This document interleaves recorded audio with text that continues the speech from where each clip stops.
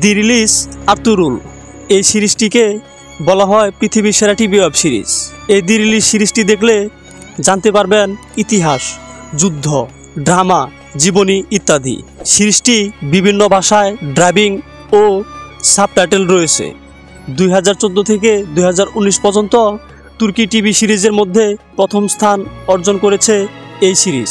দি release আর্তুরুলে পাবেন crime, রহস্য, বিশ্বাসঘাতকতা, যুদ্ধ, ভালোবাসা, ভ্রাতৃত্ব, অনুগত, উপদেশ, হাসি, কান্না, দুঃখ, সুখ, ন্যায় বিচার, নীতিরীতি, মানে A to Z সব পাবেন এই সিরিজটিতে। 1225 সালের মধ্যে এশিয়া থেকে চেঙ্গিস খানের মঙ্গল বাহিনীর তাড়া খেয়ে আনাতোলিয়ায় যাযাবর এক গোষ্ঠী তাঁবু গেড়েছে।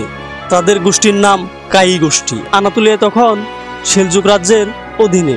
সেলজুক রাজ্যের সুলতান তখন আলাউদ্দিন কায়কোবাদ। কায়ি তাঁবুর সংখ্যা প্রায় 2000, লোক সংখ্যা রয়েছে প্রায় 6000-এর মতো। কায়ি গোষ্ঠীর প্রধান নেতা হলেন সুলেমান শাহ। সুলেমান শাহের 4 ছেলে। সুলেমান শাহ বিয়ে করেছেন 2টি। প্রথম স্ত্রী মারা যাবার পর হাইমে হাতুনকে বিয়ে করেন। প্রথম স্ত্রীর ঘরে একটি ছেলে সন্তান জন্ম নেয়, নাম তার গুন্দারু।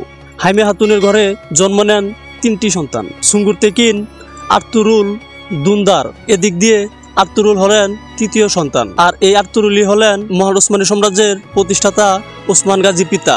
আর তার জীবনের সংগ্রাম ও বীরত্বের কাহিনী নিয়ে নির্মিত হয়েছে বিশ্বের ইতিহাসের শ্রেষ্ঠ টিভি সিরিজগুলোর একটি।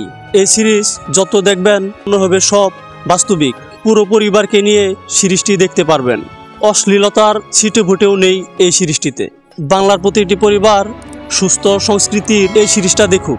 তারা বস্তা পচা নোংরা অশ্লীলতা থেকে বিরত থাকুক, যাতে সুস্থ সংস্কৃতির ইতিহাস বাংলার ঘরে ঘরে পৌঁছায়।